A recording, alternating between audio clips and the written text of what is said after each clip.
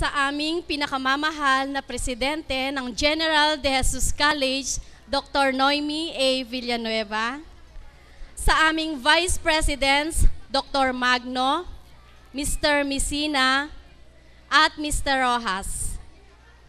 Sa iba't ibang department heads, mga guro, mga magulang, panauhin, at mga mag-aaral, isang magandang tanghali po sa inyong lahat.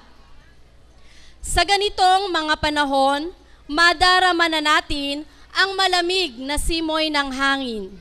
Makikita na rin natin na ang mga malalaking malls at pamilihan ay kinatatampukan na ng mga nagagandahan at samot-saring regalo at dekorasyong pamasko.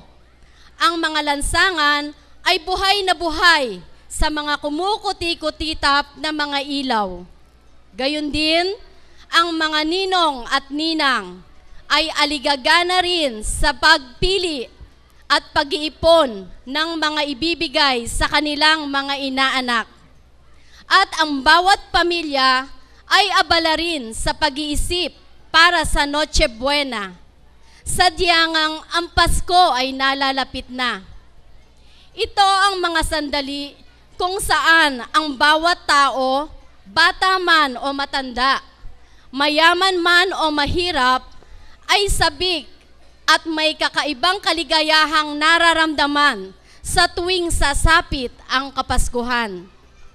Ang pamamahagi at pagtanggap ng mga regalo at iba pang bagay na makapagpapasaya sa puso ng bawat isa ay tunay na kinasasabikan ng lahat.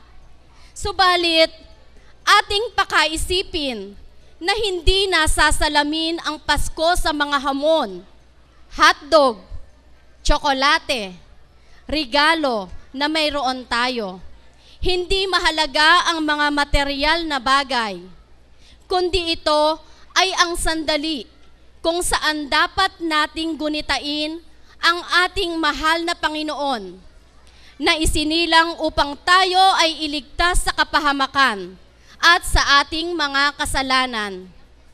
Ang Pasko ay pamamahagi ng pagmamahal, pagtitiwala, pag-aaruga at pagpapatawad.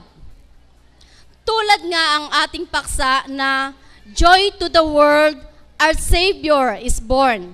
Tayo ay magsaya, magbahagi ng pagmamahal, ng lubos na kasiyahan at kapayapaan sa sangkatauhan. Isang maligayang pagbati sa ating lahat para sa nalalapit na Kapaskuhan. Naway ang tunay na diwa ng Pasko ay ating mabigyang buhay at kahalagahan.